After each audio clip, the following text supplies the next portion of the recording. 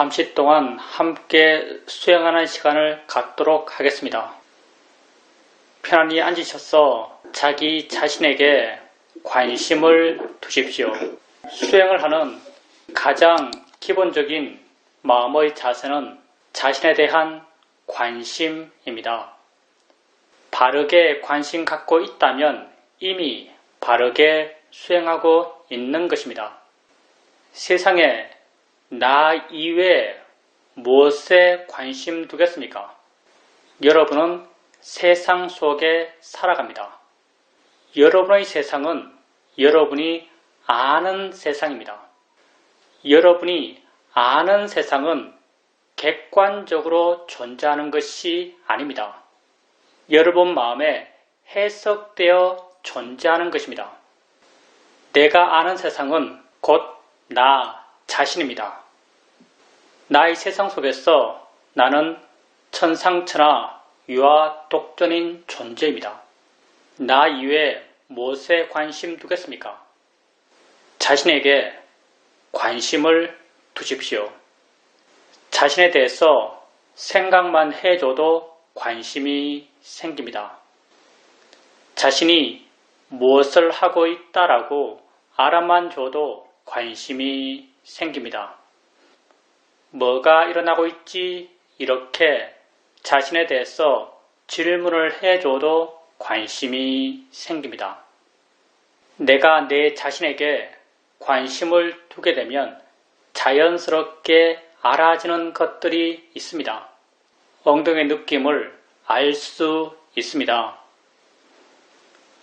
손의 느낌을 알 수 있습니다. 옷과 피부가 닿은 느낌을 알 수 있습니다. 소리 들림을 알 수 있습니다. 생각이 일어나면 생각이 일어났다는 것을 알 수 있습니다. 이렇게 알 수 있는 것들을 알아가시면 됩니다. 이것이 우리가 하는 알아차림 명상입니다. 그럼 왜 우리는 이런 것들을 알아가야 할까요? 수행은 나 자신을 이해하기 위해서 하는 것입니다.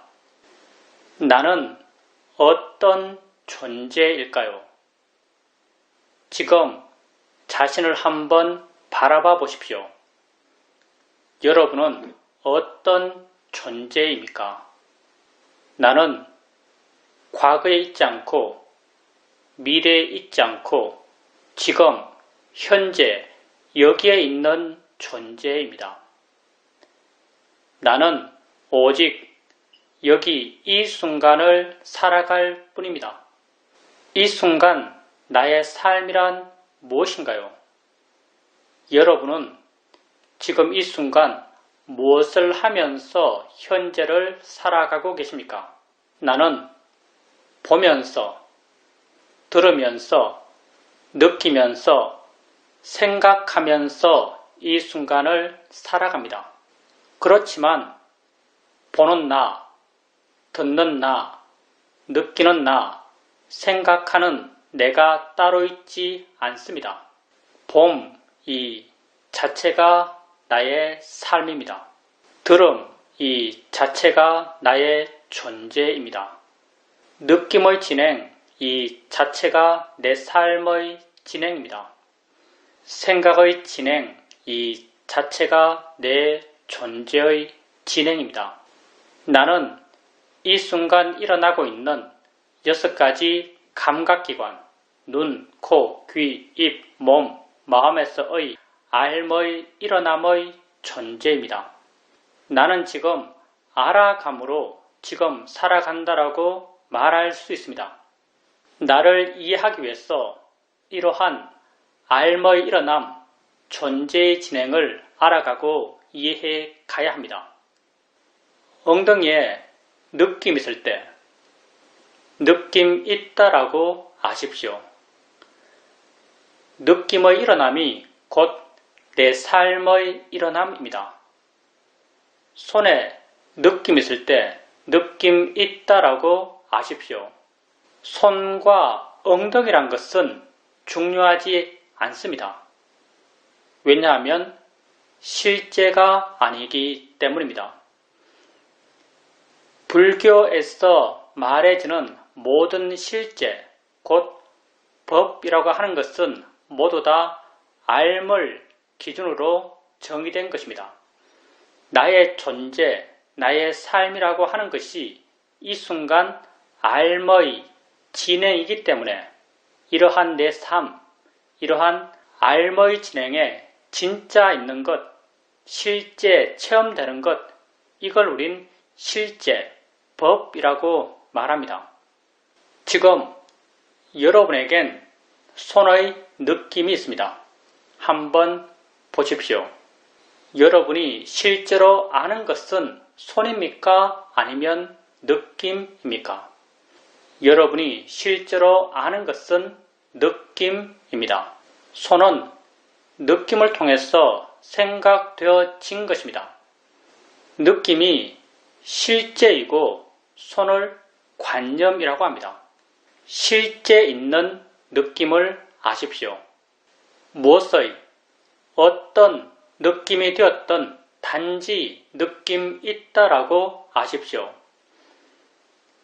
느낌을 단지 느낌이다라고 이해할 수 있다면 느낌이 만들어낸 모든 관념들, 손의 느낌, 엉덩이 느낌, 아픈 느낌, 괴로운 느낌, 이러한 모든 관념들로부터 우리는 자유로울 수 있습니다.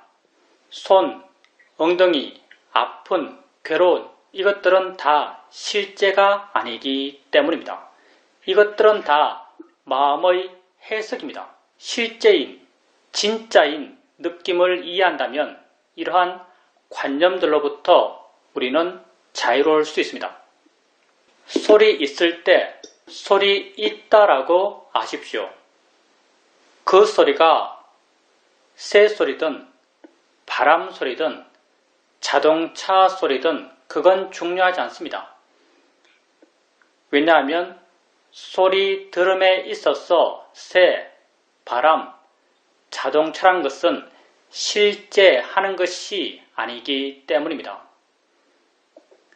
내가 집 안에 있으면서 자동차 소리를 들을 때 실제 아는 것은 소리입니다. 자동차는 소리를 통해서 생각되어진 것입니다. 실제 있는 소리를 아십시오. 무엇의 어떤 소리가 되었던 단지 소리 있다라고 아십시오.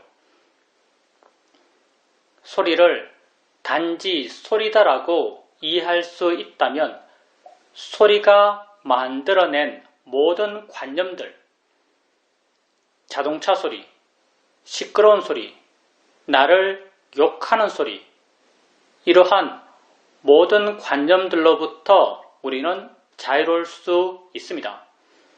소리는 실제 단지 소리일 뿐이기 때문입니다. 생각 있을 때 생각 있다라고 아십시오. 그 생각이 어떤 내용의 생각인지는 중요하지 않습니다. 왜냐하면 생각의 내용은 실제 내 삶의 체험이 아니기 때문입니다. 내가 지금 부산 있는 내 딸을 생각한다 하더라도 딸이 내 앞에 있어서 보고 만질 수 있는 것이 아닙니다. 생각 속의 딸은 실제 딸이 아닙니다. 단지 생각 있다라고 아십시오. 생각을 단지 생각이다라고 이해할 수 있다면 생각이 만들어낸 모든 생각의 내용들로부터 우리는 자유로울 수 있습니다. 나를 사기친 사람에 대한 생각이든 우리 집에 있는 귀여운 고양이에 대한 생각이든 둘 다 몇몇 영상과 언어화된 내용들이 내 마음을 지나가고 있을 뿐입니다. 그 어떤 생각도 실제의 물리력을 갖고 있지 않습니다. 그렇지만 우리는 어떤 생각을 하면 걱정하고 어떤 생각을 하면 두려워합니다. 생각의 내용을 마치 내가 지금 체험하듯이 믿는 어리석은 마음이 있기 때문입니다. 나는 지금 생각하는 것이지 체험하는 것이 아닙니다. 생각하면서 체험하듯이 고통받고 있다면 이건 진정 어리석기 때문입니다. 단지 생각 있다라고 아십시오. 수행을 처음 할 때, 마음의 힘이 약할 때, 내가 내 자신을 알아갈 때면 마음은 대상들을 쫓아다닙니다. 엉덩이 느낌 알았다가 손의 느낌 알 때 마음은 엉덩이에서 손으로 옮겨갑니다. 어깨 느낌 알 때 마음은 어깨로 옮겨갑니다. 소리 들을 때 마음은 귀로 옮겨갑니다. 이렇게 대상들을 옮겨 다니면서 알아가고 계시다면 가볍고 활기차게 대상들을 옮겨 다니면서 알아가십시오.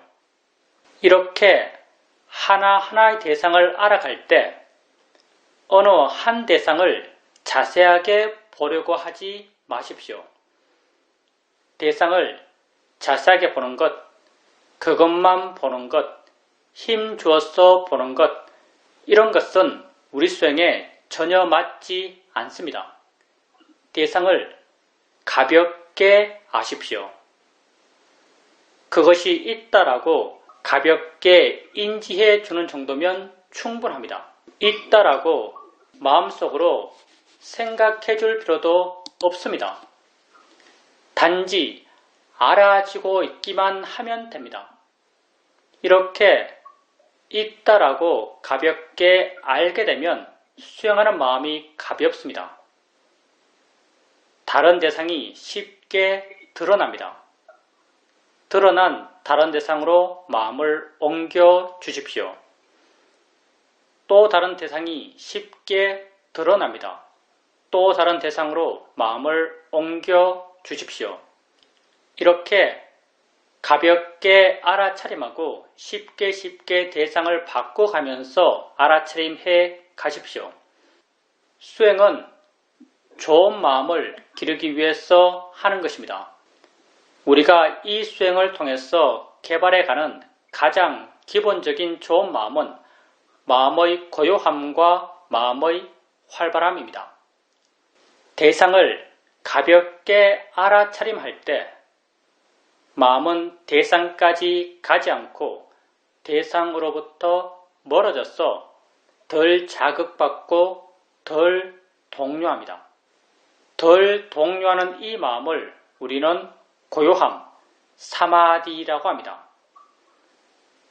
대상을 가볍게 알 수 있으면 알 수 있을수록 마음의 고요함의 힘은 점점 좋아져 갑니다. 대상을 쉽게 바꿔갑니다. 마음은 깨어있고 힘이 있고 활기찹니다. 활기찬 마음의 성질을 우리는 노력, 위리야라고 합니다. 대상을 가볍게 알아차림하면서 쉽게 대상을 바꿔가면서 마음의 고요함의 힘과 마음의 활발함의 힘을 함께 키워갑니다. 이렇게 좋은 마음의 힘들이 좋아지게 되면 어느 순간 내가 한 대상을 알았을 때 마음이 이미 스스로 다른 대상을 알고 있습니다. 마음이 스스로 안 다른 대상으로 마음을 옮겨줍니다. 그 순간 마음은 또 다른 대상을 이미 알고 있습니다. 또 다른 대상으로 마음을 옮겨줍니다. 이렇게 마음이 스스로 안 대상으로 사후적으로 수동적으로 옮겨가며 있다라고 압니다. 수동적 알아차림이 점점 자연스러워지고 점점 빨라져 갑니다. 내가 한 대상 한 대상을 띄엄띄엄 옮겨가며 알아갈 땐 그 대상들을 옮겨 다니는 마음의 힘은 나의 힘이었습니다. 수동적 알아차림이 점점 자연스러워지고 점점 빨라져 갈 때 그 대상들을 옮겨 다니는 마음의 힘은 나의 힘이 아닌 마음의 내재적 순발력처럼 느껴집니다. 수행에서 나의 개입, 나의 노력이 점점 줄어들어 가는 것입니다. 불교 수행의 바른 길을 말할 때 그 하나가 내가 줄어들어 가는 길이라고 말할 수 있습니다. 수동적 알아차림을 통해서 마음의 고요함의 힘과 마음의 활발함의 힘은 더욱 좋아집니다. 이렇게 좋은 마음의 힘들이 좋아지게 되면 어느 순간 내가 알려는 마음을 전혀 내지 않는데도 여러 대상들이 자연스럽게 알아집니다. 나는 그 각각의 대상들을 알려는 마음을 전혀 내지 않습니다.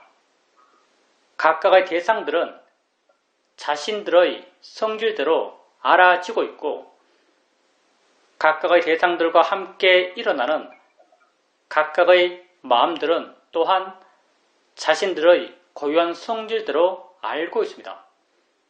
나는 단지 물러나서 이 여러 일어남들을 지켜볼 수 있습니다. 우리가 알려는 마음을 내지 않는데도 여러 대상을 알 수 있는 것은 우리에게 너무나 자연스러운 것입니다.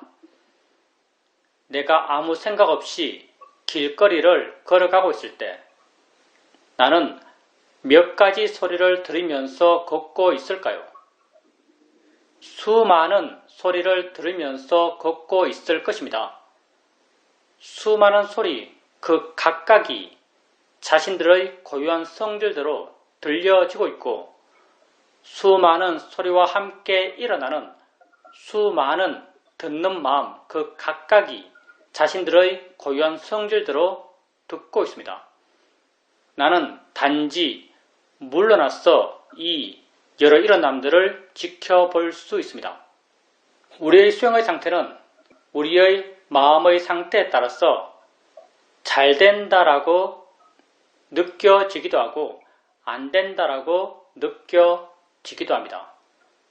주로 좌선할 때 마음은 쉽게 둔해지고 멍해지고 알아지는 것이 없다라고 여겨집니다.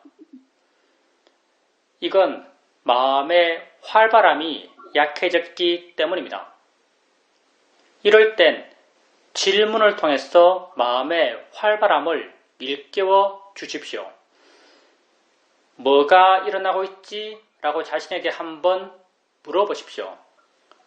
순간 마음이 좀 넓어진 듯 느껴지고 밝아진 듯 느껴지면서 알지 못했던 뭔가가 드러날 것입니다. 이렇게 드러나는 것을 알아가며 알아차림해 가십시오. 질문을 해도 마음이 깨어나지 않는다면 일어나서 걸으십시오. 보통의 속도로 걸으면서 자신에게 관심을 두십시오. 걷게 되면 몸이 활발해지고 몸이 활발해지면 마음 또한 활발해집니다. 걸을 때 마음이 활발하기 때문에 알 수 있는 것들이 쉽게 드러납니다. 이렇게 드러나는 알 수 있는 것들을 알아가면서 수행해 가십시오. 어떤 땐 마음이 스스로 아주 활발합니다. 이 대상, 저 대상을 활기차게 알아가고 있습니다. 이렇게 마음이 활기차게 대상들을 알아갈 때 가끔 한 번씩 알겠다는 생각을 멈춰 보십시오. 가만히 한번 있어 보십시오. 내가 알겠다는 생각을 멈춰도 알미 멈춰지지 않는다라는 것을 발견하실 것입니다. 내가 알려 하지 않아도 마음은 여전히 알고 있습니다. 왜 그럴까요? 내가 알아왔던 것이 아니기 때문입니다. 원래 마음이 조건되어서 스스로 알아왔던 것이기 때문에 내가 알려 하지 않아도 알면 멈춰지질 않습니다. 내가 알려 하지 않는데도 알아질 땐 하나의 대상만이 알아지는 것이 아니라 여러 대상들이 자연스럽게 알아집니다. 나는 단지 물러나서 이 여러 일어남들을 지켜볼 수 있습니다.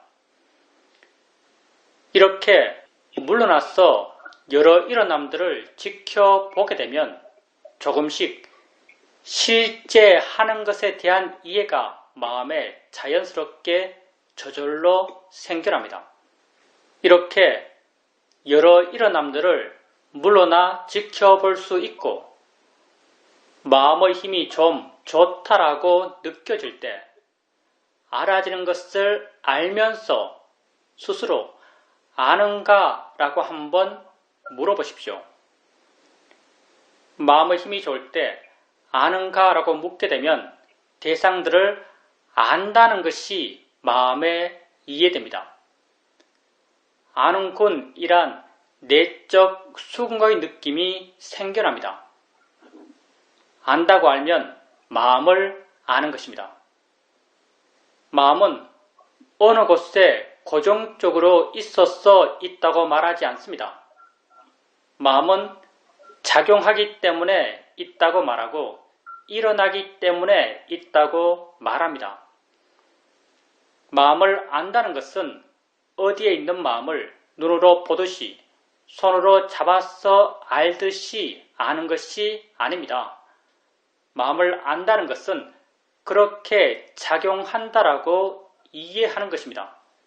작용 그 자체가 마음입니다.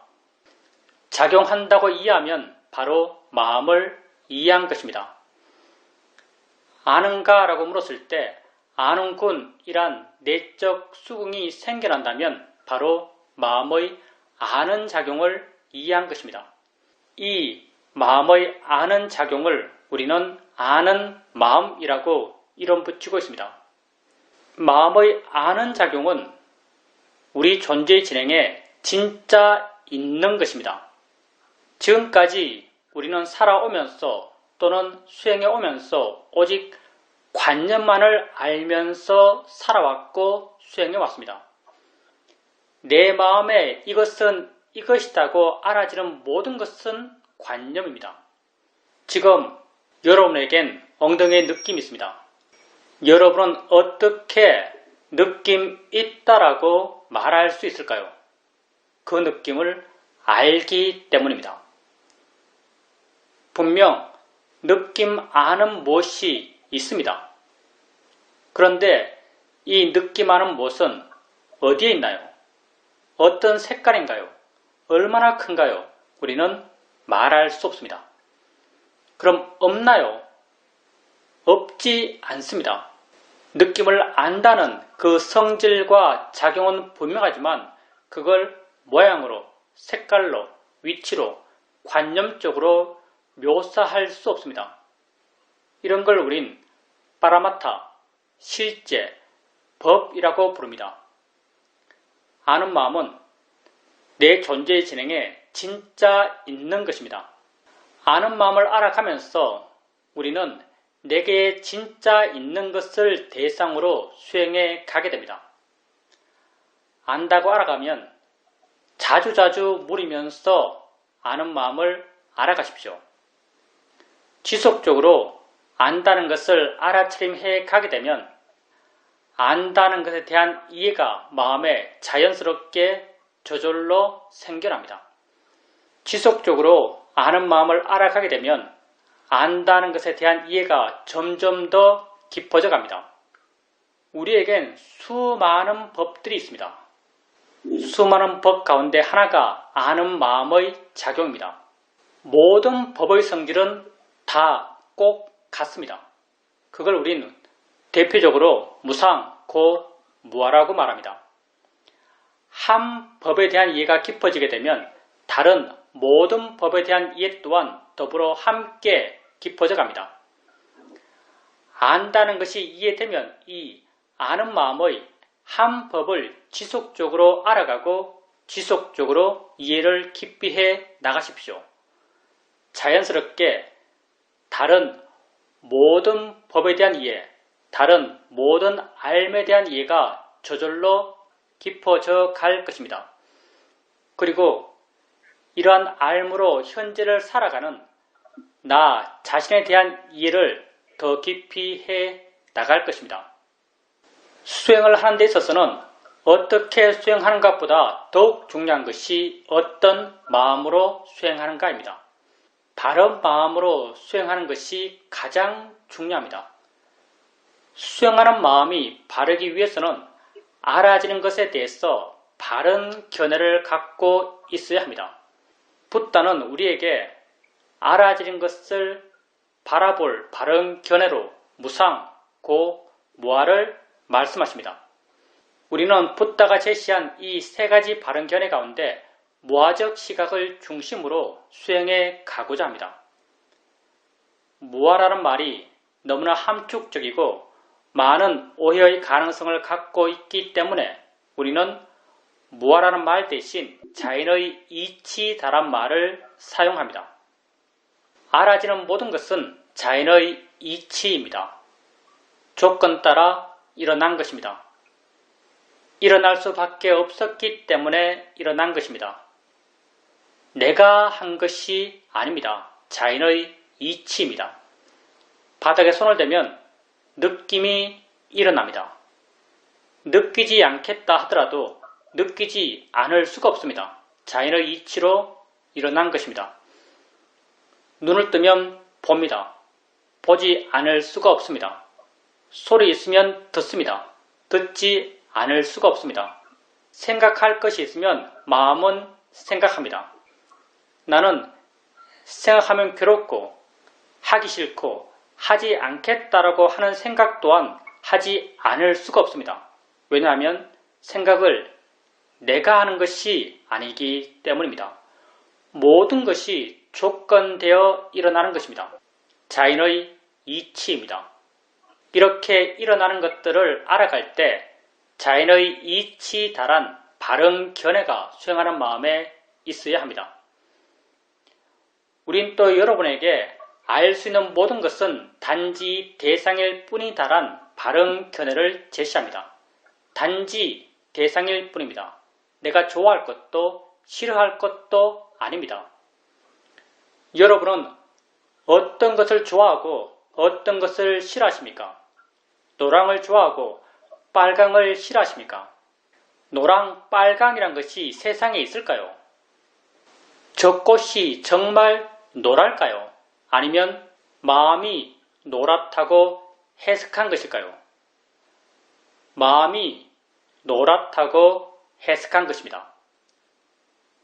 내 눈에 들어온 정보를 마음이 조건 따라 해석해서 만들어낸 것이 노랑, 빨강, 자동차, 아름답다, 추하다입니다. 내 마음이 해석한 이 해석에 대해서 내가 좋음의 가치를 부여하며 욕심내는 게 합당할까요? 싫음의 가치를 부여하며 화를 내는 것이 합당할까요? 합당하지 않습니다. 어리석은 일입니다. 그래서 우리는 이렇게 알아지는 것들을 단지 대상일 뿐이다란 바른 견해를 갖고 알고자 합니다. 수행을 해가면서 자주자주 자연의 이치다, 대상일 뿐이다란 바른 견해를 일으켜 주십시오. 누가 우리 수행에서 가장 중요한 한 가지는 무엇입니까? 라고 묻는다면 우리는 언제나 한결같이 가장 중요한 한 가지는 바른 견해다라고 말합니다. 바른 견해가 있을 때 수행하는 것이고 바른 견해가 없을 때 수행하지 않는 것입니다. 수행하는 마음에 바른 견해가 있도록 하십시오. 자신에게 관심을 두십시오. 나는 내가 아는 세상의 모든 것입니다. 나 이외에 무엇에 관심 두겠습니까? 자신에게 관심을 두십시오. 나는 이 순간 일어나고 있는 6가지 감각기관에서의 알의 일어남의 존재입니다. 이러한 일어남을 자연의 이치다, 대상일 뿐이다란 바른 견해를 일으켜주면서 알아가십시오. 알아차림의 마음의 힘이 좋아지고 그것과 원인과 결과의 관계에 있는 다른 좋은 마음들의 힘들이 좋아져 가면서 그러한 일어남에 대한 이해가 마음에 자연스럽게 생겨납니다. 이해는 생겨나면 나를 자유롭게 합니다. 봄에 대한 이해는 보여지는 것으로부터 나를 자유롭게 합니다. 생각에 대한 이해는 생각되어지는 것으로부터 나를 자유롭게 합니다. 이해가 여러분을 자유롭게 해갈 것입니다. 자신에게 관심을 갖고 바른 견해를 일으켜주면서 자신에게 일어나는 것들을 알아가십시오. 사실 내가 여러분 보면 수행 오래 하셨고 어떤 측면에서 수행을 잘 하시는 분들도 분명히 계신데 또 많은 분들은 기본에 약하다는 느낌을 많이 가져요. 기본에 약하다. 아주 기본적인 것.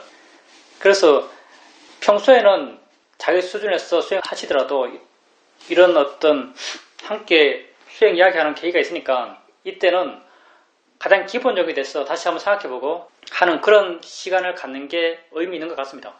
그리고 여기 또 우리 법회는 참석 안 하고 여기만 들어오신 분들도 없지 않거든요. 그런 분들은 수행을 개인적으로 어떻게 하고 있는지는 모르겠습니다. 그런 분들한테 계속 수행의 기본에 대해서 이야기해 주는 게 그분들에게 도움되지 않을까라고 생각합니다.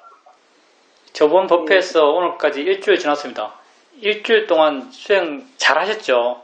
수행이란 걸 정말 여러분에게 내가 간곡히 말씀드리고 싶은데 수행이란 건 정령화된 게 아니에요. 우리가 한국 불교에서 익숙해서 뭐 한국 불교 수행 그런 분위기 속에 살다 보니까 뭐 근엄하게 좌선하고 눈내려 깔고 경영하고 수행하는 것 같이 보여야 수행하는 건가라고 생각한다면 그건 수행에 대해서 정말 잘 모르시는 거고요.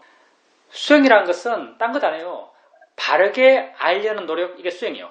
바르게 알려는 노력. 이건 여러분 하셔야 돼요. 수행자니까. 딴 것 아니죠. 뭔가 볼 때 그 보여지는 것 때문에 내가 괴로워요. 그럼 여러분 마음속에서 한번 바른 방향을 스스로 제시하는 거죠.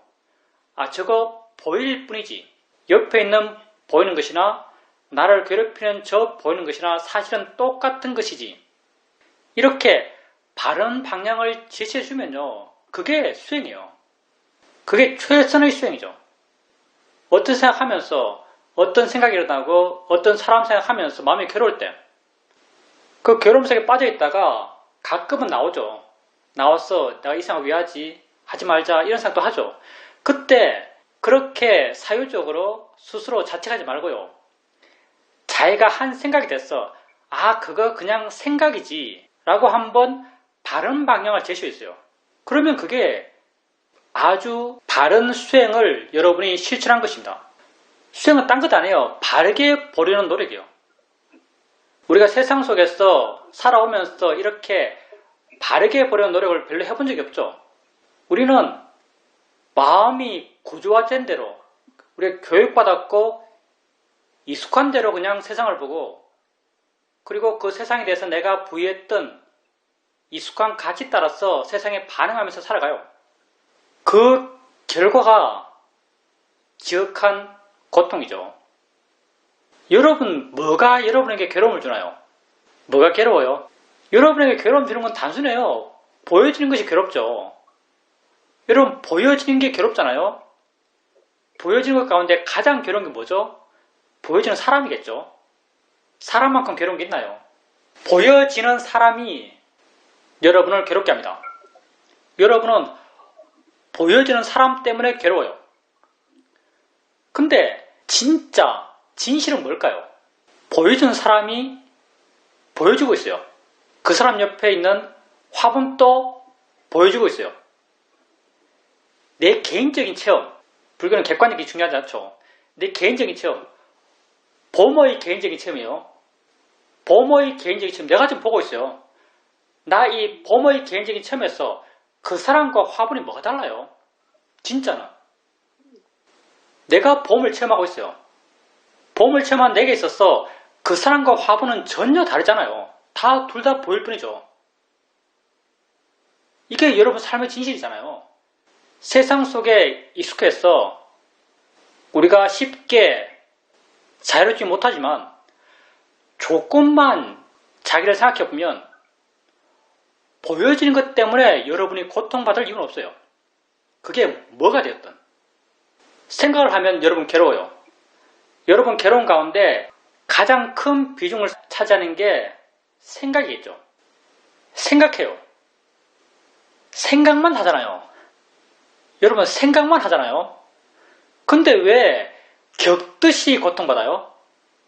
여러분 사기친 사람 생각하면 사기친 사람을 생각하는 거잖아요. 근데 왜 사기친 사람을 만난 것처럼 화를 내요? 진짜 여러분은 사기친 사람을 만난 게 아니에요. 사기친 사람을 생각하는 것이죠. 사기친 사람을 생각하면서 사기친 사람을 만난 듯이 화나는 것, 그건 정말 어리석기 때문이죠. 우리가 얼마나 어리석음 속에 진짜 푹 빠져서 살고 있냐 한번 생각해 보세요. 정말 우리는 어리석음 속에 푹 빠져서 살고 있습니다. 여러분은 나는 나를 이해하지 못해요.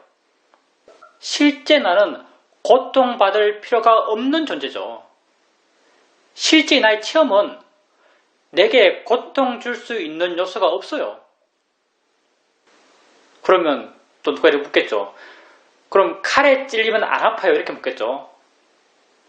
칼에 찔리면 안 아파요. 칼에 찔리면 찔린 그 자체는 안 아픕니다. 아픔이란 게 객관적으로 존재할까요? 아픔이란 게 객관적으로 존재하지 않습니다. 아픔이란 건 우리가 그 경험, 그 느낌을 어떤 마음으로 보는가에 따라서 아픔이 결정되는 거예요. 어떤 느낌을 우리가 그 느낌을 알 때 느낌을 아는 마음이 화면 그건 아픔이에요. 그 느낌을 아는 마음이 욕심이면 그 느낌은 쾌락입니다.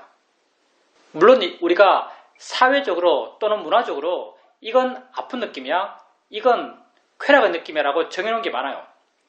이 정해놓은 게 우리 마음의 프로그램이에요, 사실은. 그래서 프로그램화된 대로, 정해진 대로 그걸 보는데 익숙해요.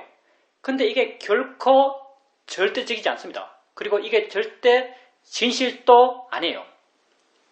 아프다, 즐겁다는 건 사실은 세상에 없는 거죠. 나는 괴로움을 좋아하는 게 있어요. 괴로움을 느끼면 막 마음에 환희심이 생겨나요. 지금까지 사람들한테 스님 무슨 음식 좋아하세요? 라면 난 좋아하는 음식 없어요 라고 이렇게 말하거든요. 근데 요즘 보니까 확실히 내가 매운 걸 좋아하는 것 같아요. 매운 거. 제가 매운 걸 좋아해요. 이건 내가 자백을 하는 거예요. 매운 걸 좋아하는 게 맞아요. 저에게도 좋아하는 음식이 있습니다. 매운 걸 좋아해요. 그러면 매운 것은 즐거운 느낌이에요? 괴로운 느낌이에요? 매운 것은 맛이 아니죠. 맛은 5가지밖에 없어요. 오미밖에 없죠. 우리가 알 수 있는 맛은. 매운 것은 맛이 아니에요. 매운 것은 고통이에요. 세포에 주는 그냥 고통스러운 자극이죠. 여기서 고통이라는 말은 일반적으로 쓰는 말이에요. 세포에 주는 고통스러운 자극인데 난 그걸 좋아해요. 그리고 그 느낌을 알 때 내 마음은 그걸 쾌락으로 알아요. 쾌락이란 말이 여기 적당히 모르겠습니다. 내 마음은 매운 걸 먹으면 즐겁다고 알아요. 고통과 즐거움이 절대적인가요? 아니에요. 어떤 마음으로 보는가에 따라서 그게 결정되는 거죠. 매운 느낌을 욕심의 마음으로 보니까 그게 좋게 내게 와 닿는 거죠. 덥다, 춥다가 실제할까요? 덥다, 춥다가 실제하지 않습니다. 여름에 온도를 느껴요. 여름에 온도를 느낄 때 그 온도를 판단하는 마음이 욕심이에요. 그럼 그 온도를 어떻게 느낄까요? 여름에 어떤 온도를 느껴요. 근데 그 온도를 바라보는 마음이 욕심이면 그건 시원하게 와닿아요. 절대 온도가 얼마인지 안 중요합니다. 그게 30도인지 35도인지 설령 그게 40도 이게 안 중요해요. 여름에 어떤 온도를 느끼는데 온도를 바라보는 마음이 화요. 그럼 그 온도는 어떻게 느껴질까요? 덥다라고 느껴지는 거죠. 덥다 춥다가 절대적이지 않아요. 어떤 마음으로 보는가에 따라서 도움이 되기도 하고 추움이 되기도 하는 거죠. 고통과 즐거움도 절대적이지 않아요. 다 여러분이 만들어낸 고통이에요. 여러분이 만들어낸 도움이고 여러분이 만들어낸, 물론 여러분에서 인격적 여러분이 아닙니다. 마음이 만들어낸 도움이고 마음이 만들어낸 추움이고 마음이 만들어낸 즐거움, 괴로움이죠. 여러분 바깥의 세상이 여러분을 괴롭힐 수가 없습니다.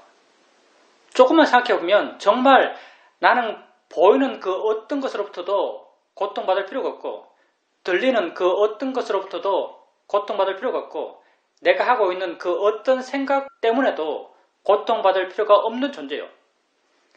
내가 내 가능성을 발견하지 못했고 발현시키지 못한 거죠.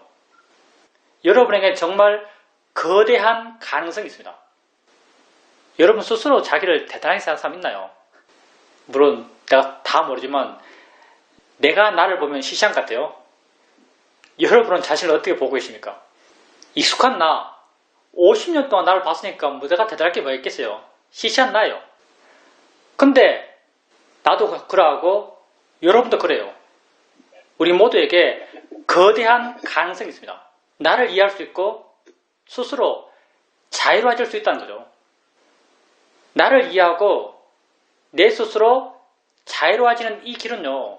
이 길을 가기 위한 실천 방법은 너무나 단순해요. 나를 아는 거죠. 단순히 모호하게 관념적으로 나를 아는 게 아니고요. 내가 뭐겠어요? 나란 것은 이 순간 알머의 존재예요. 느끼는 게 나고요. 보는 게, 여기서 나는 인격적 내가 아니에요. 보는 게 나고요. 듣는 게 나고요. 생각하는 게 나예요. 뭔가 알아가는 게 나예요. 존재로서의 나죠. 이게 여러분 삶의 내용이잖아요. 보고, 듣고, 느끼고, 생각하고, 맛보고, 냄새 맡는 것. 6가지 감각기관, 안입이 설신이, 이렇게 우리가 이걸 표현하는 거죠. 이렇게 알아가는, 알며 이런 남들을 알아차림해 나가는 거죠. 알아가는 거예요. 느끼면 느낌이 있다 알고, 들으면 들음이 있다 알고, 생각하면 생각이 있다 알고, 이렇게 자격이 일어나는 걸 알아가는 거예요. 알아가고 알아가요. 그러면 자의적인 그 어떤 준비나 노력도 필요 없어요. 여러분이 느낌을 느낄 때 알아가고 느낌 알아가고 느낌 알아가고 느낌 알아가고 느낌 알아가다 보면요. 여러분이 그 어떠한 노력을 하지 않더라도 어느 순간 어떤 경우에는 여러분 모르게도 느낌에 대한 암들이 생겨납니다. 느낌이 뭐구나라고 우리 이걸 내가 이해하는 것이 아니고 마음이 이해한다 이렇게 말하죠. 느낌이 이렇게 알아가다 보면요. 느낌에 대한 이해가 마음에 자연스럽게 생겨나요. 우리는 이걸 통찰지라고 부르죠. 그 어떤 준비나 그 어떤 여러분의 개인적 노력이 필요 없어요. 마음이 지가 하는 거예요. 느낌 알아가고 느낌 알아가고 느낌 알아가면 느낌에 대한 이해가 마음에 자연스럽게 생겨납니다.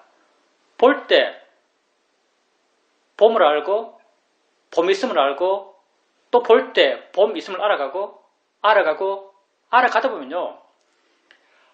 봄에 대한 이해가 여러분이 하는 것이 아니고 마음 스스로가 조금씩 이해갑니다. 이건 사실 그게 어떤 이해라고 말로 표현하기도 굉장히 애매해요. 미세하다, 미묘하다 이렇게 말하죠. 법은 미묘한 거죠. 여러분에겐 모두 다 이렇게 지혜가 날 수 있는 가능성들이 있습니다. 우리는 다 시시한 존재가 아니에요. 이런 지혜 날 수 있는 가능성을 모두 갖고 있는 존재, 자유로워질 수 있는 가능성을 모두 갖고 있는 존재입니다. 여러분이 이렇게 큰 가능성을 갖고 있는 존재지만 그런 가능성을 모르고 살고 개발하지 않고 살고 있죠. 자기를 한번 알아가 보십시오. 이런 가능성들을 키워보십시오. 여러분 각자 한 명 한 명이 다 위대한 존재예요. 이런 가능성들을 모두 다 갖고 있는 존재죠. 이렇게 분명히 자유로워질 수 있는 길, 바른 삶을 살아갈 수 있는 길이 있는데도 이 길을 어떻게 안 가겠어요? 그게 어려운 것도 아닌데. 그게 어떤 준비를 필요로 하지도 않습니다. 지금 이대로 여러분이면 충분하죠. 이대로 나면 충분해요. 이 길을 가는 데 있어서 더 이상 다른 어떤 조건도 필요로 하지 않습니다. 질문입니다. 지난 일주일 동안 수행하면서 특별히 아주 수행이 잘 된다는 생각은 들지 않았습니다. 그렇다고 강한 번뇌가 있었던 것도 아닙니다. 그냥 소소하게 알아지는 것들을 알면서 수행했습니다. 가끔은 수행 상태를 잊어버릴 때가 있는데 이럴 땐 갑작스럽게 어떤 생각이 일어날 때가 많습니다. 이럴 땐 생각이야, 생각일 뿐이야, 이걸 대상 수행에 대해 이런 마음을 가져줍니다. 어떨 땐 마음의 질이 안 좋다라고 판단하기도 하고 그렇다가도 시간이 좀 지나면 마음의 질이 갑자기 좋아지는 것이 느껴지기도 합니다. 마음의 상태는 좋을 수도 있고 안 좋을 수도 있어요. 사실은 마음의 상태가 좋다 안 좋다에 대해서 크게 시비를 느낄 필요는 없습니다. 중요한 건 실천하는 것이고요. 이제 보살님께서 그렇게 생각이 났을 때 생각일 뿐이야 대상이라고 바른 견해를 일으켜 줬다고 했잖아요. 생각이 일어났을 때 보살님께서 그 일어난 생각에 대해서 자연이치다, 대상이다, 생각일 뿐이다 이렇게 바른 견해를 일으켜 준다면요, 그건 그 생각을 아주 바르게 대상으로 삼아서 수행했다고 말할 수 있습니다. 중요한 건 그렇게 바르게 보려고 노력했다는 게 중요한 거예요. 그걸 통해서 생각이 없어지거나 생각에 힘이 없어지거나 마음이 편해지거나 이건 사실 중요한 게 아니고요. 정말 중요한 건 보살님이 그렇게 바르게 보려고 노력했다는 것, 이게 중요한 겁니다. 수행은 하는 것이에요. 했다면 잘한 거예요.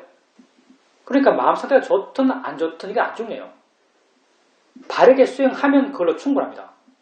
보살님 경우 바르게 수행했다는 것은 생각할 때 생각이지 마음이지 대상이지 라고 이렇게 해준 것, 그게 바르게 수행한 거예요.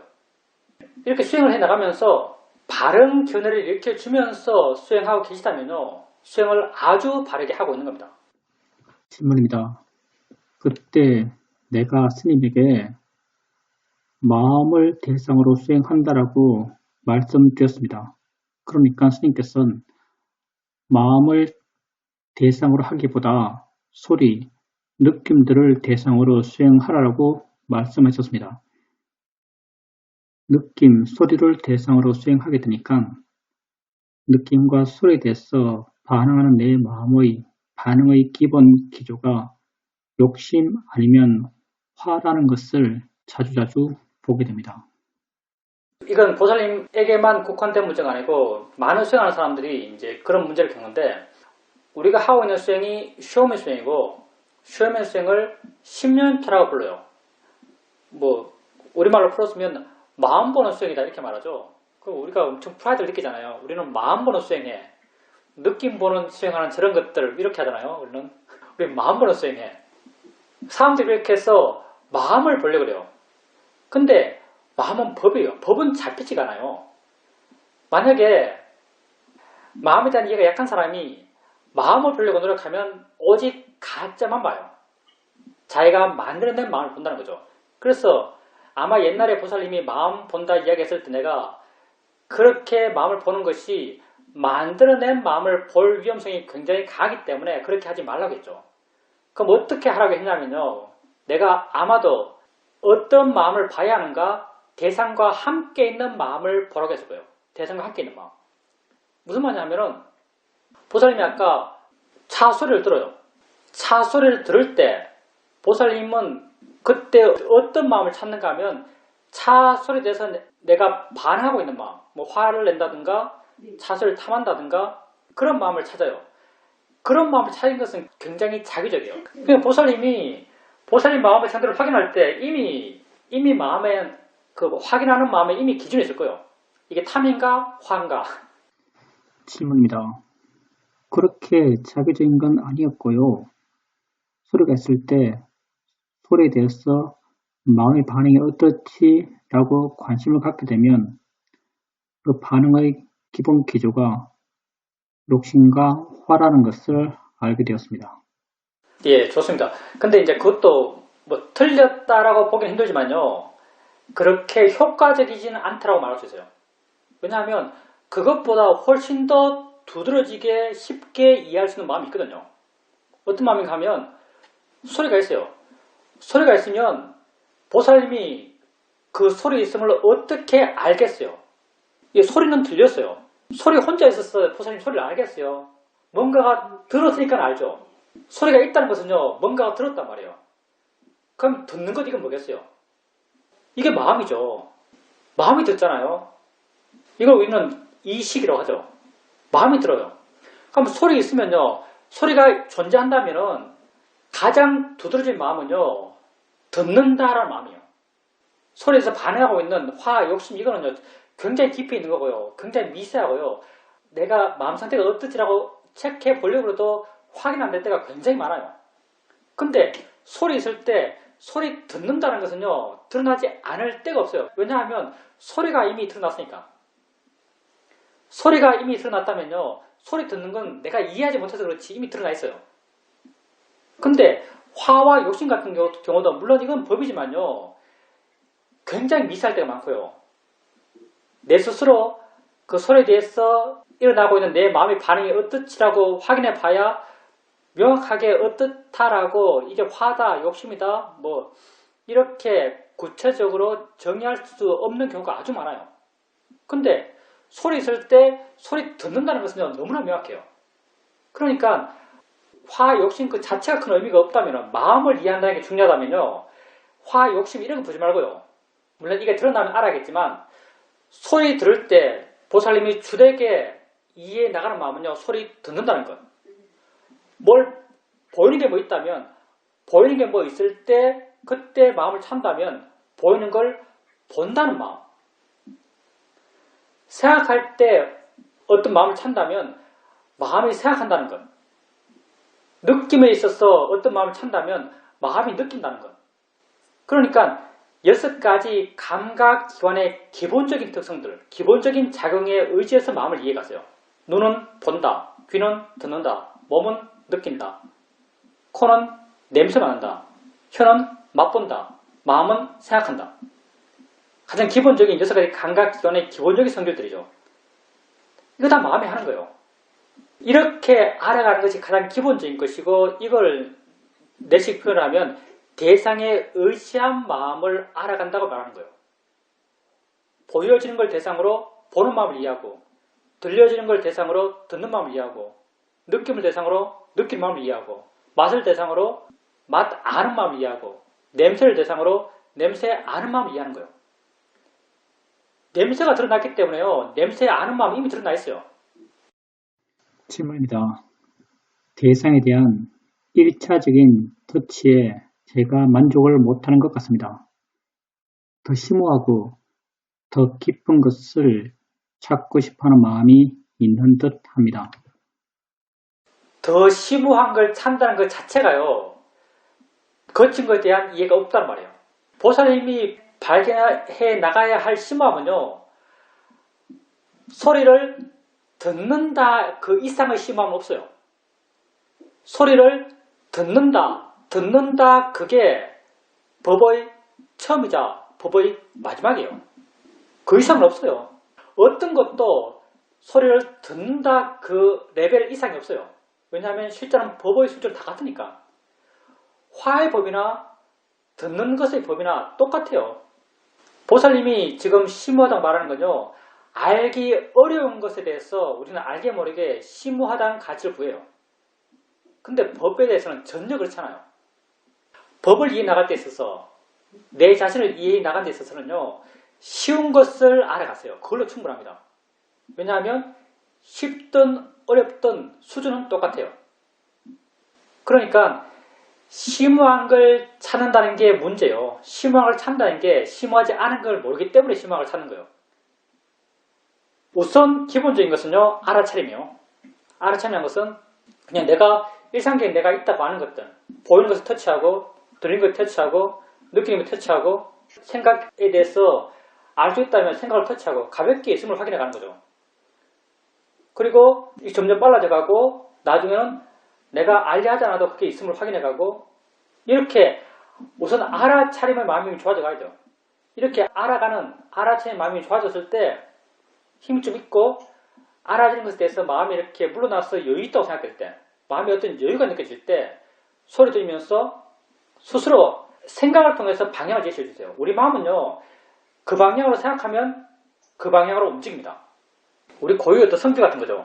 그 방향으로 생각해주면 그 방향으로 움직여요. 소리 들을 때 내가 생각해 주는 거죠. 듣는가? 라고 생각해 줘보세요. 듣는가? 소리 들으면서 마음에게 방향을 제시해 주는 거예요. 듣는가? 라고 물어보는 거예요. 그때 보살님 마음에 듣네 라고 이해된다면 그게 듣는 마음을 이해한 거예요. 다른 표현으로 듣는 마음을 본 거예요. 우리가 마음을 본다고 표현하죠. 본다는 표현이 상당한 오해의 가능성을 갖고 있는데, 듣네라고 이해한 걸 갖고 다르게 듣는 마음을 봤다고 표현해요. 표현상 그래요. 그게 마음을 이해한 거예요. 딴 곳에서 마음을 찾지 마세요. 딴 곳에서 마음을 찾으면 그릇된 마음을 찾을 위험성이 굉장히 높습니다. 대상에 의지해서 마음을 찾으세요. 세상에 대상에 의지하지 않은 마음은 없어요.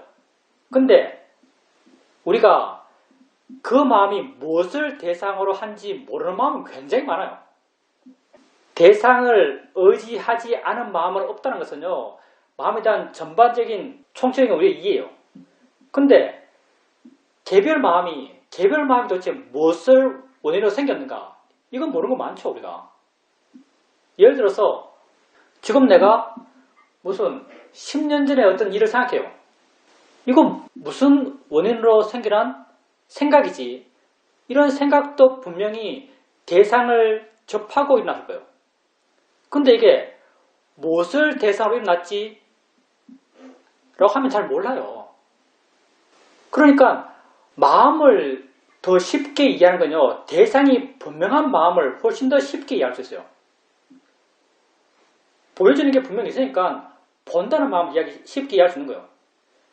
들려지는 게 분명히 있으니까 듣는다는 마음을 쉽게 이해할 수 있는 거예요. 이렇게 분명한 대상이 있는 마음, 이런 마음에 대한 이해가 깊어져요. 깊어지는 방향은 마음이 작용이라는 것, 일어난다는 것, 진행이라는 것, 대상에 의지한다는 것, 존재한다는 것, 현재 있다는 것, 이런 어떤 마음에 대한 이해가 깊어져요. 그러면 나중에는요, 내가 그 마음 일어난 게 그 마음의 대상이 뭔지 모르는 마음들, 그런 마음들도 마음으로서, 작용으로서, 성질로서 이해해요. 내가 설령 한 번도 하면 이상한가? 내가 설령 거의 봐본 적이 없는 마음도 이해해요. 왜냐하면 다 똑같거든요. 나는 수행해 오면서 의도를 봐본 적이 별로 없어요. 의도는 뭔가 하고자 하는 에너지예요. 마음의 힘이죠. 나를 밀어가는, 나를 미는 듯한 마음의 에너지예요. 의도를 봐본 적이 별로 없어요. 근데 우리가 설령 의도를 느끼더라도 이 의도의 마음의 대상이 뭐지? 무엇을 대상으로 의도가 일어나지? 하면 뭐겠어요? 몰라요. 의도가 뭘 대상으로 일어나지? 하면 잘 모르겠어요. 그리고 의도의 마음을 별로 봐본 적도 없어요. 그래도 나는 의도가 마음인가? 이게 뭐지? 라고 내 스스로 의도의 방향으로 이런 질문을 하면 마음에서 의도가 뭐다, 의도의 마음이 뭐다라는 수긍의 느낌이 분명히 존재해요. 나는 의도를 이해하고 있어요. 그걸 봐본 적 없지만, 그것의 대상이 뭔지도 모르지만, 의도를 마음으로, 작용으로, 성질로, 일어남으로, 존재로 이해하고 있어요. 왜? 내가 주되게 이해나가는 건요, 대부분이 대상이 존재하는 분명한 대상을 갖는 마음을 이해가요. 보는 마음, 듣는 마음, 느끼는 마음, 생각하는 마음이죠. 대상이 분명한 마음을 이해하면요, 대상이 분명하지 않은 마음도 저절로 이해해요. 마음은 기본적으로 다 같거든요. 그러니까 마음에 대한 이해가 그렇게 깊지 않는 사람의 경우, 수행자의 경우 어떤 마음을 이해하겠어요? 대상이 분명한 마음을 이해하겠어요? 대상이 분명하지 않은 마음을 이해하겠어요? 대상이 분명한 마음을 이해하세요. 대상이 분명한 마음. 그래서 맨날 하는 말이 아니비설신이 색상 미적급이에요. 맨날 하는 말이잖아. 아니비설신이 색상 미적급. 이게 딴 건 아니에요. 대상이 분명한 것들이에요. 그 대상과 그 마음을 보여주고 있잖아요. 색과 안, 성과 이, 대상의 관계성을 보여주고 있어요. 수행 과정에서 보살님이 마음을 이해한다면요, 분명한 대상을 갖는 마음을 이해하세요. 보살님이 설령 화를 본다 하더라도요, 화 욕심의 마음까지도 이게 뭘 대상으로 화가 났지? 라고 하면 모를 때가 많아요. 그냥 화의 마음이 있는 경우가 많아요. 질문입니다. 마음이 유정하듯이 일어난다고 느껴질 때가 있습니다. 좌선할 때 내가 전혀 의도하지 않은 어떤 생각들이 일어날 때 마음이 지멋대로 떠들고 있다, 유영하고 있다라고 이렇게 느껴집니다. 그러면 마음을 이해하는 기본 룰은 뭐냐면, 기본 테크닉, 그러하면 그러한 줄 알면 돼요. 무슨 말이냐면 그게 어떤 틀 속에서 이해할 필요가 없단 말이에요. 지금 내 마음이, 보살님이 유영이란 말인데, 내 마음이 지금 유영하고 있다, 멈춰있다, 화내고 있다, 욕심내고 있다, 두려워하고 있다, 이런 어떤 이름 지을 수 있는 그 형태, 그 정함, 그걸 따라서 꼭 알아야만 마음을 바르게 하는 게 아니에요. 그냥 그러하면 그러한 줄 알면 돼요.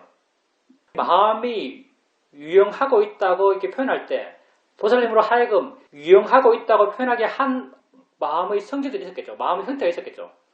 그 형태를 보면서 그 형태라고 알면 돼요. 그걸로 마음을 이해하는데 충분합니다. 그러면 그런 줄 아세요. 뭐 그게 꼭 어떤 이름을 명확하고 분명히 붙여야 하는 것 아닙니다. 그러면 그런 줄 알면 돼요.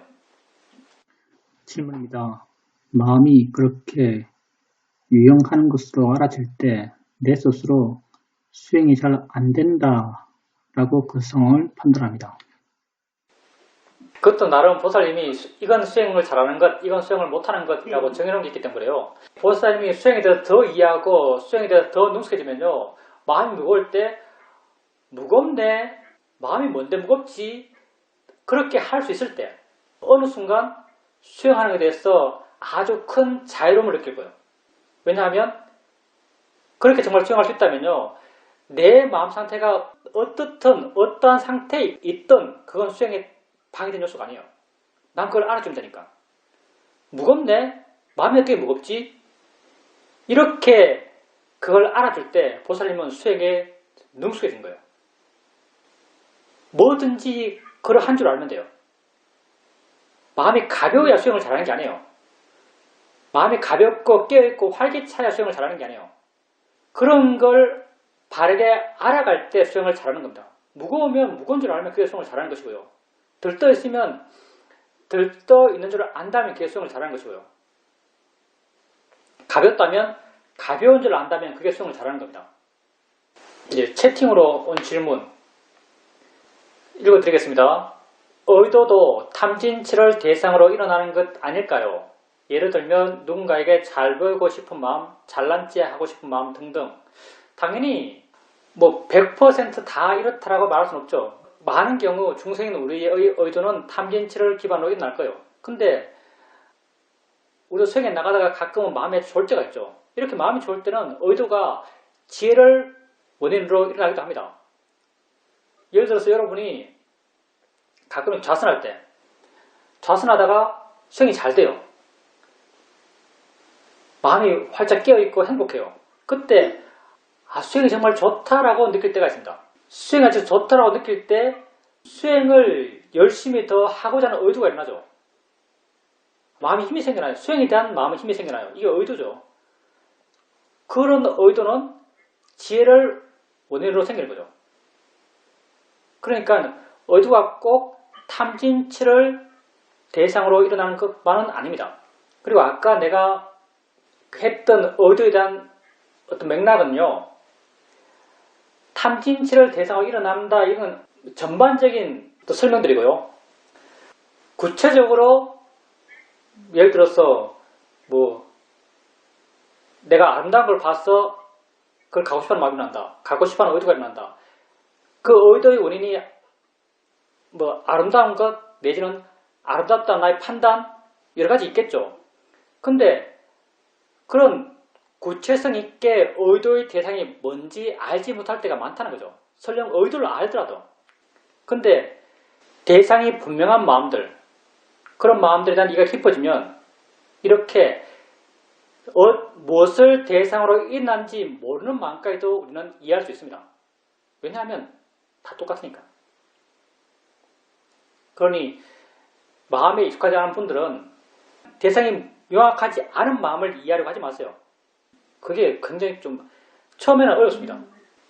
분명한 대상을 갖는 마음을 이해가세요. 그게 훨씬 쉬워요. 근데 결국은 이해하는 건 똑같아요. 결국은 서울 갈 건데 여러분은 어려운 길로 갈 거예요? 쉬운 길로 갈 거예요? 어드벤처 이런 거 좋아하는 사람들도 어려운 길 갈 거예요? 어려운 길 갈 필요 전혀 없습니다. 자, 그러면 또 우리 채팅 질문입니다. 안입이 설신의 육문 중 우리에게 괴로움을 주는 원인은 주로 생각이므로 우리가 육문에서 일어나는 대상을 알아차림하는 훈련을 하는 이유는 결국 생각으로부터 거리두고 물러나고 끌려가지 않기 위한 것이라고 이해도 될지요. 이제 고통의 크기로 생각해보면 이렇게 생각할 수도 있겠죠. 근데 이제 법의 입장에서는 이렇게 맞지 않죠. 우리가 삶에서 가장 큰 고통을 받는 대상은 생각이 분명한 것 같습니다. 우리가 왜 생각 때문에 가장 고통받을까요? 내가 생각하기에 생각 때문에 우리가 가장 큰 고통을 받는 건요. 생각이 구체적이지 않기 때문에요. 무슨 말이냐면 예를 들어서 보이는 것 때문에 내가 고통받아요. 보기 싫었어. 더러웠어. 보이는 것 때문에 고통받는다면 한번 생각해보세요. 보이는 것 때문에 고통받는다면 보이는 것 그는 어느 정도 한정적이에요. 보이는 건 이미 주어져 있어요. 보이는 것이 이미 어느 정도 한정적이기 때문에 내가 여기에 대해서 고통받을 수 있는 것도 영역이 제한적이에요. 일정 수준 이상은 고통을 안 받을 때요. 어떤 소리 때문에 괴롭다면 듣기 싫어서 괴롭겠죠. 근데 그 소리도 내게 알아지는 순간 이거다라고 이미 정해져 있어요. 차 소리가 됐든 그 소리가 크게 됐든 이미 제한적인 소리가 되는 거죠.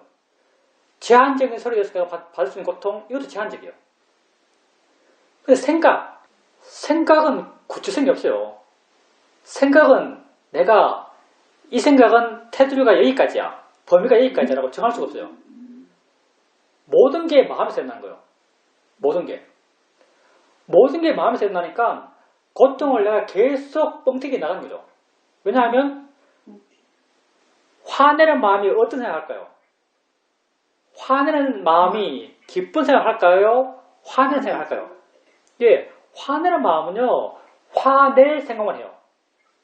두려운 마음은 즐거운 생각할까요? 두려운 생각할까요? 두려운 생각만 해요. 두려운 생각은 두려운 마음을 더 키울까요? 줄일까요? 예, 더 키워요. 여러분 이건 정말 우리 생각의 가장 큰 딜레마예요. 여러분 사실 누구를 미워해요? 화잖아요. 미워하는 사람을 왜 생각해요? 화를 좀 줄이려고 생각하는 거죠. 이건 뭐라고 표현했죠? 착각의 길이에요. 우리의 착각의 인생길.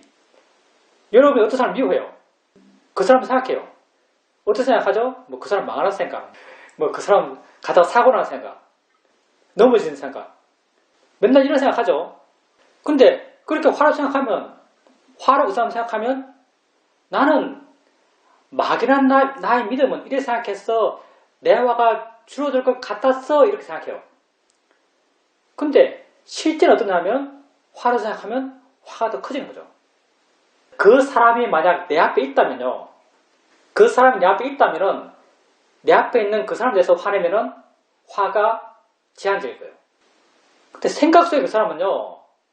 생각 속의 그 사람은 잠재력이 나를 괴롭혀주는 잠재력이 무한대요. 왜? 그 잠재력을 다 내가 의미 부여하는 거니까. 내 화의 마음은 100% 부정적인 의미만은 그 사람 부여해요. 그러니까 화가 끝없이 커져가는 거죠.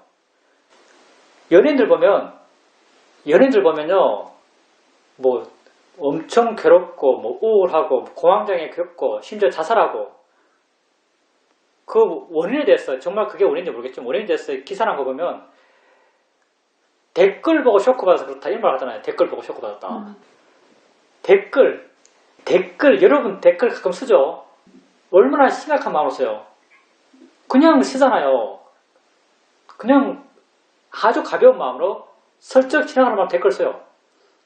근데 만약 그게 연예인 이야기라면 그 연예인 당사자는 자기 욕하는 댓글을 봐요. 여자 연예인이라면 댓글에 너 사실 못생겼어. 너 사실은 못생겼어. 이런 댓글을 봐요. 이런 댓글을 보면요. 댓글을 쓴 사람은 가볍게 썼어요. 너 사실 못생겼어. 너 성형했지. 이렇게 써놨어요. 근데 그 당사자가 그걸 보면 아마 쇼크를 받는 것 같아요. 왜 이 사람은 그렇게 쇼크를 받을까요? 그때 우울증 걸리고 그때는 공황장애 걸리고 이렇게 하겠어요. 왜냐하면 누가 썼는지 모르거든요. 그리고 그 사람이 어떤 마음을 썼는지 몰라요. 이 사람은 쇼크받는 이 사람은 쇼크받을 상황을 설정해요. 아주 자기에 대해 진지하게 생각한 사람이 아주 진지한 마음으로 나에게 아주 진지하게 욕을 했다고 생각하는 거죠. 아주 진지하게 나를 욕했다고 생각하는 거죠. 그렇게 쇼크를 받는 거예요. 왜? 뭐가 뭔지 모르니까 최악을 생각하는 거죠. 뭐가 뭔지 모르니까 나를 가장 고통스럽게 할 수 있는 상황을 상정해요. 그러면서 고통받는 거죠. 그게 이런 어떤 메커니즘 때문에 우리가 생각 때문에 가장 큰 고통을 받습니다. 생각은 구체성이었기 때문에 나를 괴롭힐 수 있는 잠재력이 무한대요. 근데 우리가 안입이 설신 오문을 통해서도 분명히 고통을 받습니다. 근데 오문의 대상들은요, 그 대상이 구체성이 있기 때문에 우리가 고통받는 것도 제한적이에요. 생각은 구체성이 없기 때문에 고통받는 게 무한대죠. 채팅 질문입니다. 아까 내가 법의 입장에서는 맞지 않다라고 말했는데 그게 어떤 의미인가라고 이렇게 질문 주셨는데 다른 게 아니고요. 실제는 질문자께서 그 고통의 원인이 생각이니까 오문을 알아채면 하는 것도 결국은 생각으로부터 자유로워지기 위해서가 아닌가라고 이렇게 말했는데 사실이 안 맞죠. 왜냐하면 고통의 원인은 생각만 있는 것이 아니고 보이는 것으로부터도 고통받고 들리는 것으로도 고통받고 느껴지는 것으로부터도 고통받아요. 그리고 우리가 봄을 알아채하고 들음을 알아채하고 느낌을 알아채 하는 것은 봄을 이해함을 통해서 보여지는 것으로부터 물러나는 거예요. 꼭 생각으로부터만 물러나야 되는 게 아니에요. 봄을 이해함을 통해서 보여지는 것으로 물러남을 통해서 더 고통받고 들음을 알아채하면서 들음을 이해함을 통해서 들려지는 것으로부터 물러나서 더 고통받는 거죠. 그래서 고통이 꼭 생각에서만 생긴다는 것이 사실 안 맞는 거죠. 내가 안 맞다고 말하는 건 이런 입장입니다. 생각이 어떤 측면에서 가장 이해하기 어려운 것 가운데 한 가지입니다. 내가 이제 수영하면서 소리, 느낌, 뭐 일어남 그런 것에 대해서 봐나가면서 그게 일어남이다, 뭐 작용이다, 뭐 연기다 그런 쪽의 이해는 상당히 명확한 것 같았어요. 그렇게 알아가면서 그냥 두리뭉실하게 그렇게 이해하고 있다고 그런 이해가 내게 있다고 이렇게 알아갔었는데 요즘은 이렇게 수행하다 보면은 재밌는 게 뭐냐면 생각이 돼서 생각이 일어남이 돼서 생각이 돼서 이렇게 알아차림해 나가다 보면 생각을 알다 보면 생각 일어남이 그냥 일어남이다. 생각이 일어나는 것이 일어남이라는 게 대상과 마음이 함께 일어남 다시 말하면 연기죠.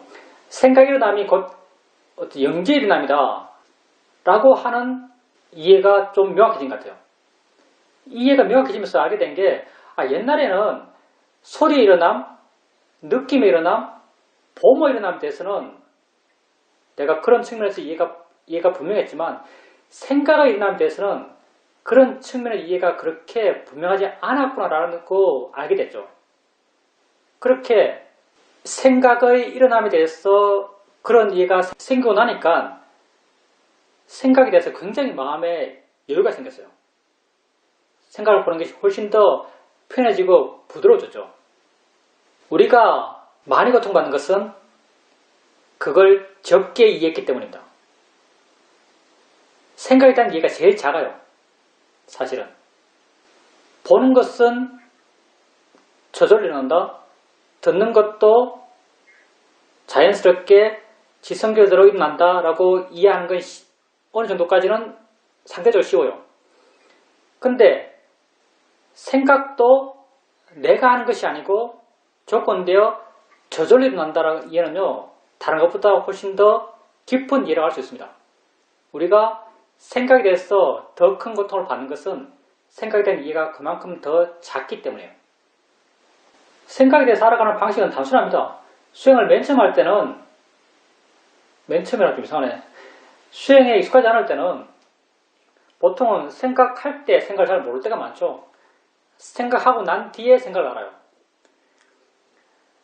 생각하고 난 뒤에 생각이 나왔어 생각했다라고 알더라도요. 짧게 한번 생각해 주세요. 생각했네. 생각이 있었네라고 짧게 생각해 주는 거예요. 그리고 또 빠졌다가 나와서 생각했다라고 알면 돼요. 그리고 보통의 수행은 느낌과 소리 이런 것들을 대상으로 수행해 나가죠. 이렇게 느낌과 소리를 대상으로 수행해 나가는 수행의 방향은 점점 소리로부터 물러나서 가벼워지고 느낌이 돼서 물러나서 가벼워지고 이렇게 물러나서 가벼워지는 마음의 힘이 점점 좋아져가요. 이런 마음은 주되게 소리와 느낌을 대상으로 개발해가죠. 이렇게 물러나서 가벼워지는 마음이 좋아지면요. 어느 순간 생각이 있을 때 있는 그 순간 생각을 알아요. 우리는 있는 그 순간 그것을 안다는 게 우리 수행에서 굉장히 중요합니다. 왜냐하면 우리가 고통을 줄이기 위해서 수행해요. 우리가 어떻게 고통을 줄이는가? 우리가 고통받는 것은 지금 현재 알아지는 것 때문에 고통받아요. 지금 현재 알아지지 않는 것은 우리의 고통의 원인이 안 되죠. 알아지는 것을 알면서 알아지는 것을 이해하는 거예요. 소리를 들으면서 소리를 이해하는 것이고 보면서 봄을 이해하는 것이고 느끼면서 느낌을 이해하는 거예요. 그 이해를 통해서 봄으로부터 소리로부터 느낌으로부터 물러나고 가벼워지는 거죠. 생각도 마찬가지예요. 생각도 우선적으로 생각을 알아차림할 수 있어야 생각을 이해할 수 있어요. 생각을 알아차림할 수 없는데 생각에 대한 이해가 생길 수가 없습니다. 생각을 알아차림하지 않으면서 생각에 대한 어떤 이해가 생겼다면요. 그건 다 사유적인 이해입니다. 이렇게 느낌과 소리를 대상으로 마음이 물러나고 가벼워져 가다 보면요. 어느 순간부터 생각을 있는 그 순간 생각을 알아갈 수 있습니다. 그렇게 생각을 있는 그 순간 알아가다 보면요. 자기가 의도하든 의도하지 않든 생각에 대한 이해가 생겨나요. 우리의 가능성이 발현되는 거죠. 알면 이해합니다. 그리고 이런 이해는 한결같이 하는 일이 그것으로부터 날 덜고통받게 하고 날 자유롭게 해주는 역할을 합니다.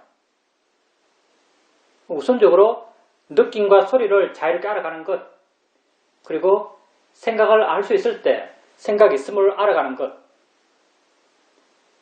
생각을 알아차리는 게 결코 쉽지는 않습니다.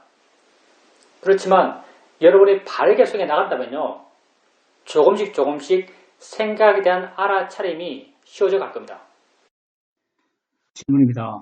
내가 알지 못하는 생각도 우르르 일어났어 내게 어떤 영향을 주는 것 같습니다. 저는 아주 오랫동안 다니는 사찰이 있습니다. 그런데 위파사나 수행을 하면서 절에 가야 한다는 그런 생각들이 많이 줄어들었습니다. 그런데 요즘 꿈자리가 뒤숭숭한데 이렇게 꿈자리가 뒤숭숭한 이유가 절에 가야 하는데 라는 그런 생각들이 일어나서 내 마음을 안 좋게 만든 게 아닐까라고 생각됩니다. 그럴 수도 있습니다. 그리고 보살님이 알아차림 하지 못하지만 마음은 생각해요. 우리가 마음은 생각하지만 그 생각을 모를 때가 굉장히 많습니다. 우리가 모르지만 그런 생각들은 또 지 할 일대로 또 작용하고 나를 조정해요. 예를 든다면 앞에 이렇게 접시가 있고 접시에 뭐 부침개가 있다. 부침개가 있을 때 내가 이렇게 젓가락 들고 집으로 가잖아요. 집으로 가면 뭘 집을지 알아요. 제일 맛있게 보이는 걸 집어요. 나는 그때 욕심을 잡고 마음이 들떴기 때문에 마음이 생각하는 것을 잘 몰라요. 들떠있는 마음이기 때문에. 근데 항상 가장 맛있게 보이는 걸 집어요. 근데 이렇게 그렇게 들떠있지 않고 좀 차분하고 수행해서 마음이 좀 좋을 때 마음이 하는 생각을 들어요. 저거야 라고 해서 마음이 말해요. 저거야. 저거라고 말해요. 이런 생각을 마음이 해요. 저거라고 마음이 생각하지만 우리는 이걸 몰라요. 이걸 모르지만 저거라는 그 생각은요, 내 행동을 결정해요. 나를 하여금 그걸 짓게 하죠. 우리가 수많은 생각을 하지만 우리가 모르는 생각들이 굉장히 많아요. 우리가 그 생각을 모르지만 그 생각은 내게 영향을 주고 내 행동을 결정하는 거죠. 그냥 보살님이 그렇게 꿈자리가 뒤숭숭하고 마음이 안 좋을 때 보살님 마음이 그렇게 되도록 한 원인들이 존재하겠죠. 뭐가 있을 거예요. 근데 뭐가 있는데 보살님 뭔지 모르잖아요. 뭔지 모르고 지금 추측하는 거잖아요. 절에 안 가서 그런가? 추측하는 거죠. 그렇게 추측하지 마세요. 마음의 괴로움만 더 클 뿐이다. 모르면 그냥 모르는 대로 두세요. 그리고 보살님이 아는 것에 마음을 두세요. 보살님이 아는 게 뭐냐면요. 마음이 뒤숭숭하다 이게 알아지는 거예요. 마음이 뒤숭숭하네? 마음씨가 뭔데 뒤숭숭하지? 보살님이 뒤숭숭한 마음, 일종의 괴로운 마음을 할 수 있겠죠. 괴로운 마음이 있고 괴로운 마음으로 벗어날 수 있는 가장 효과적인 방법은요. 그 괴로운 마음의 원인을 찾는 것. 근데 대부분 그 괴로운 마음의 원인은 부정확해요. 거의 짐작이죠. 이 방법이 별로 효과적이잖아요. 마음이 괴롭다면 그 괴로운 마음으로부터 가장 효과적으로 벗어날 수 있는 방법은요.